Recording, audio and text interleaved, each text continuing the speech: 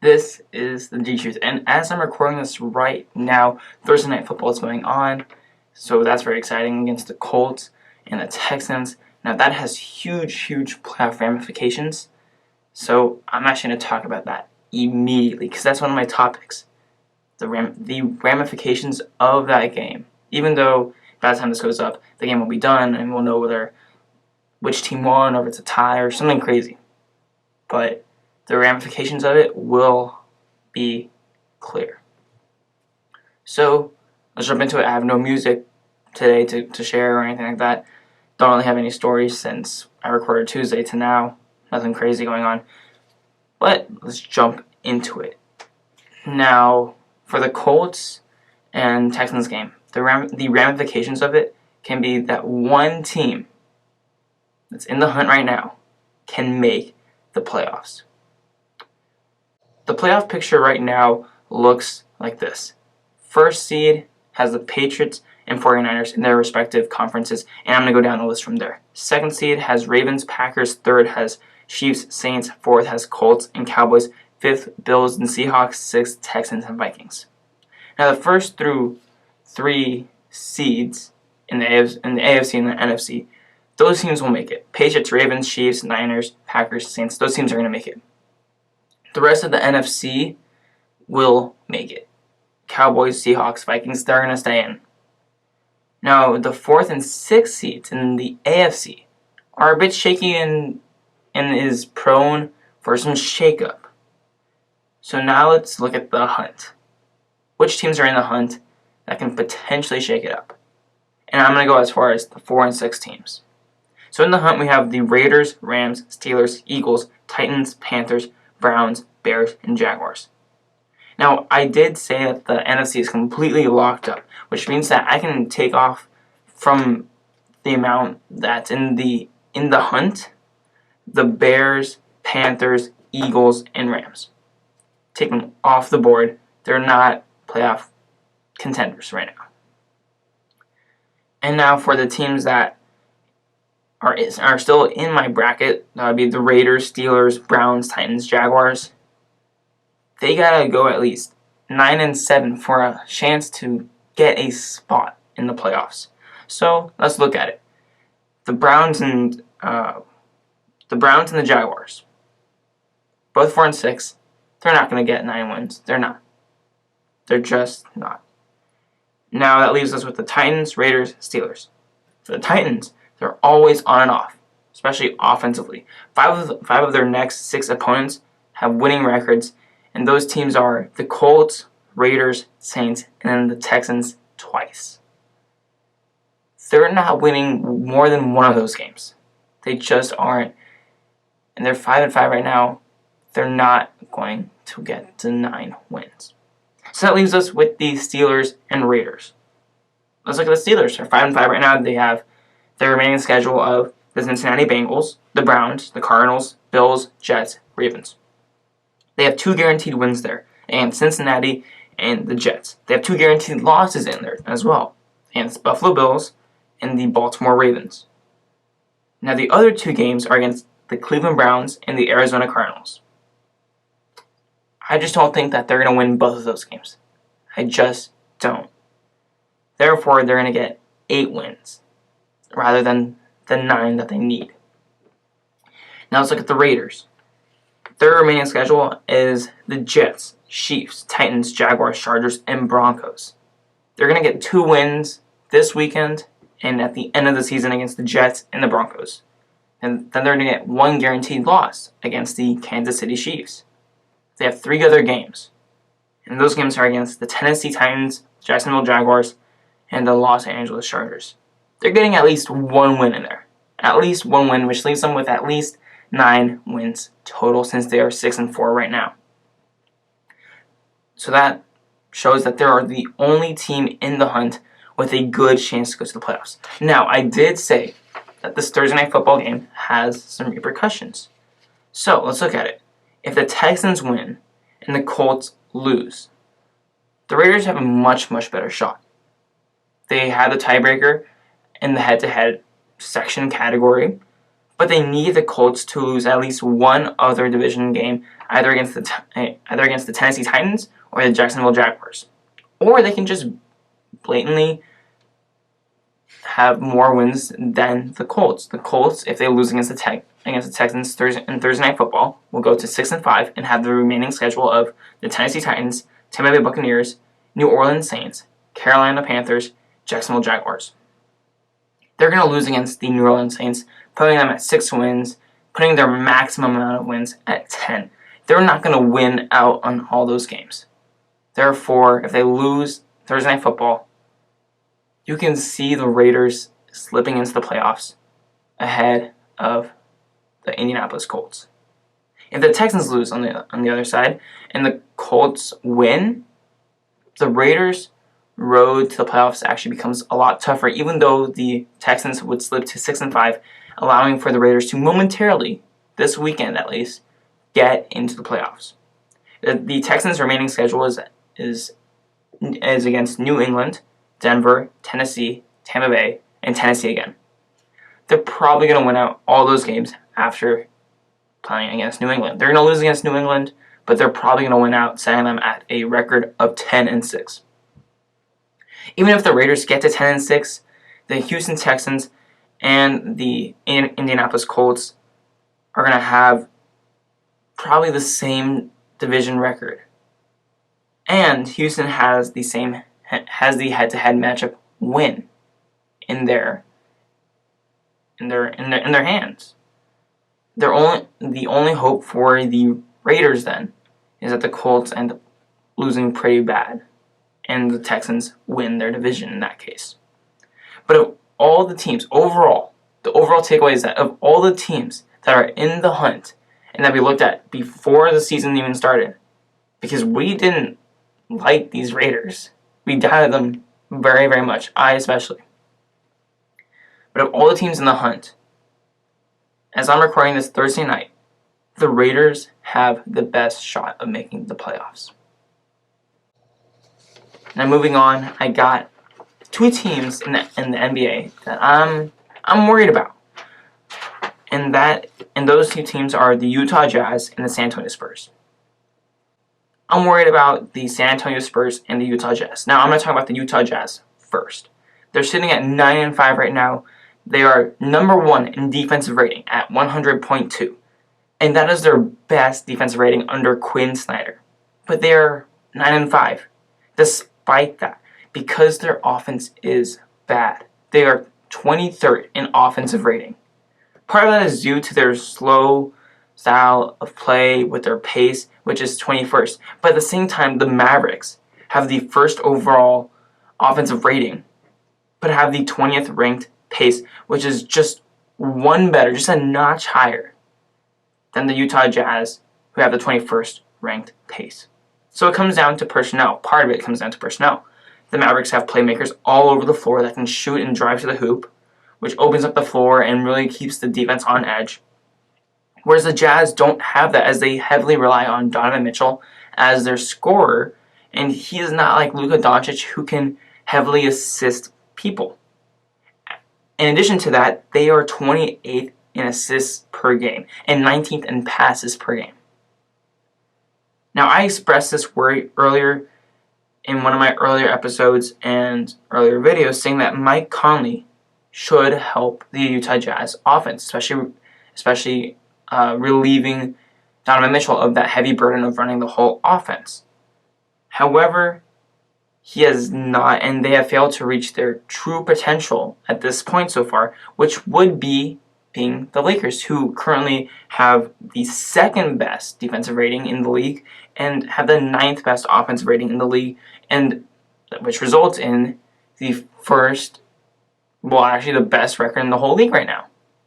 So first place, I guess. And the fact is, Mike Conley has not helped that offense at all so far. And that's okay, because this is the regular season. But the repercussions are going to be heard in the playoffs. If they don't solve this soon in the regular season, and I don't mean a week before, 2 weeks before, when they really start clicking, I mean now. Because you got to be clicking for a while. That way, when you face some turbulence, because it's going to happen in the regular season. There's going to be a stretch where it really sucks and you're going to lose. You got to know how to get out of it.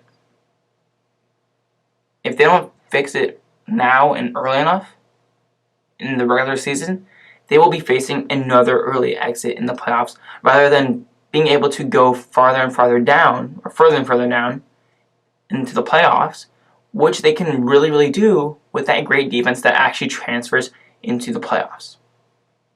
Now, the second team I'm worried about is the San Antonio Spurs, who have the opposite dilemma. They are 4th in offensive rating, but they're 28th in defensive rating.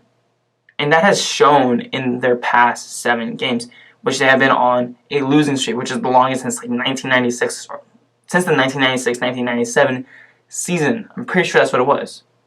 And for an 8-game losing streak, which they're probably going to get, especially since they're going to face these 76ers, you got to look all the way back to the 1960s or something like that. But in their 7-game losing streak, they've allowed 123 points per game. And I was going through some of the videos, some of the highlights to kind of get a sense of what it was, because I can't watch every single Spurs game, and I don't have access to watch every single game from the start or look back at it, so I had to look at some of the highlights, some of the scoring by their opposition. I looked mainly at the Portland Trailblazers against the Spurs and the Washington Wizards against the Spurs, and I found that a lot of what Spurs were failing on defensively was communication, and a lot of it happened on pick and roll, which is surprising for a Coach Popovich team. So a lot of that poor communication led to easy points, especially on the pick and rolls. That led to points in the paint where they got killed on. The San Antonio Spurs are allowing a 64.7% shooting percentage within 5 feet of the basket, which just means that teams are getting to the paint a lot and have no contention in the paint. And that's 3rd worst in the NBA. Now, for the three-pointer, defending the three-pointer, which San Antonio has historically done pretty well, especially last season, the year before that, they went 38.1%. Teams have shot 38.1% from 3 against the San Antonio Spurs, which is 4th worst in the league. And a lot of that, like I've been saying, has happened on pick and rolls or screens, really, where there's been a lack of communication, leaving shooters wide open, or even open enough for a split second. And with so many duos around the league, everyone's a threat, because those screens are for them, especially since more and more of the league has become shooting oriented. But I believe that Coach Popovich has to and will clean this up. This mess of a team so far, he'll clean it up. They're not going to be this bad on his watch. As long as he's coaching for them, they're not going to be this bad. This is going to be an all-time low for the Spurs for now. But it'll get better from here on out. So the Spurs and Jazz both have my concern, but I believe that they still got time to fix their issues, and they eventually will. So I'm going to take a little break now, and then after I take my break, I'm going to jump into my top of the line for Week 12, which I did not do last week because I wasn't doing so well. I kind of went cold. So I decided, you know what, I'm going to take a break, and I'm going to come back to it, today. So that'll be coming up right after the short break. And I'm back, and let's get into this top of the line for Week 12. And it's super nice to come back to, doing this stuff, because last week I didn't do it because I wasn't doing so well, and I decided, last week I'm not going to do it because I want to get it right. I want to get it right. I don't want to be blatantly wrong or go 1-4. It looks bad. But this week I'm going to try to get back into it, hopefully have a nice week, and then from there, just stay strong.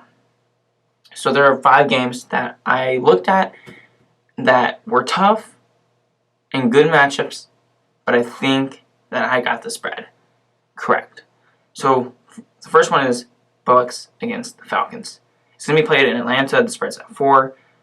And when we look at the Atlanta Falcons, these past 2 weeks for the Falcons, after coming off a bye week, they've gotten wins over the Saints and the Panthers. Combining the amount of points that the Saints and Panthers scored in those two games, the Falcons have allowed a total of 12 points combined in those two games. Saints only scored 9, and we know what their offense is capable of, and the Panthers have scored 3 points against them. Combining that with the fact that Jameis Winston commits turnovers more than a high schooler makes stupid decisions, you got to see that the Falcons are going to take this game, and they're definitely winning by more than 4 points, or whatever the spread says. Next up, the Seahawks are coming over to Philadelphia to play against the Eagles, and I don't know why the spread continues to favor the Eagles in these big marquee matchups against big teams. But, I mean, the Seahawks, I'm taking the Seahawks here. They got Russell Wilson, and in my opinion, he's the MVP frontrunner and leader. The Hawks are winning this. I don't know why the spread's favoring the Eagles, but I got the spread. Oh, I'm going against the spread to go with the Seahawks. Next up, Cowboys and Patriots. Now, the Patriots defense is great, yes, but Tom Brady has not been playing up to his style of play or level of play that he can play throughout this whole season. So the Cowboys have a shot. They have a chance, and the game's going to be close as well. Now, the Cowboys offense, although they've been pretty good, they haven't been great, but they've been pretty good up till this point, they will be stifled a bit by the Patriots, but they should have enough to make it close and within a touchdown. Even in the spreads at 6.5, they should have enough offense to make it within that margin. So I believe that the Cowboys will lose, but I think it'll be close, maybe a field goal game. Now for the fourth game, Sunday Night Football, Packers-Niners. This is going to be a good one. Once again, Niners are favored here by 3 points via the spread. Now, I'm taking the Packers here. 3-point margin, I'm taking the Packers. I know it's a bit risky, especially with it being a 3-point margin. I'm not sure. I haven't looked up where the push goes, but I'm taking the Packers here. And it's all faith in Aaron Rodgers being Aaron Rodgers and beating that 49ers defense. And I still also don't completely trust Jimmy Garoppolo, even against that Packers defense. So I'm going to take the Packers here, going against the spread with the Packers. Monday Night Football, though, Ravens against the Rams. The spread's only at 3 favoring the Ravens. I mean, come on. We saw the Ravens and what Lamar Jackson can do. Come on. You've seen the numbers Lamar Jackson has posted since his loss to the Cleveland Browns. We're on 6 or 7 game winning streak now. It's crazy, and he's crazy good. Now, the Rams still lack any semblance of consistency, especially on the offensive end. In the last 2 weeks, they scored 12 points against the Steelers and 17 points against the Bears. Now, they did win one of those games against the Bears, but you post those type of offensive numbers against the Baltimore Ravens. First of all, their defense is not going to allow that. That's the first point. Secondly, you're going to get destroyed by 20 or more points if you put up those minuscule numbers. I'm taking the Ravens right here. I'm going with the spread with the Ravens. It's pretty clear. No question about it. The Rams should not even be considered. So to recap, I got the Falcons favoring them, and I got the Seahawks, Cowboys, and Packers and Ravens. Now, I'm not saying that all of these teams will win. Although I am going to say that the Seahawks are going to win, Falcons are going to win. I'm not saying the Cowboys are going to win. I'm just saying that they're going to make it close. Part of that's going to be due to Tom Brady not performing up to the level that he should be playing at. And I'm not saying that Packers are going to win completely, but I believe that they're going to keep it within that 3-point margin, and they'll probably win. That's what I'm saying. I'm leaning more to the Packers winning that game. And the Ravens, they're going to crush the Rams if the Rams don't play well on offense at all, which they're probably not on Monday Night Football. So, with that in mind, I am going to end the episode here. Thank you for listening. Thank you for tuning in. Please leave a comment or any sense of feedback down below. I really, really appreciate it. Anyways, thank you for listening. Thank you for tuning in. And peace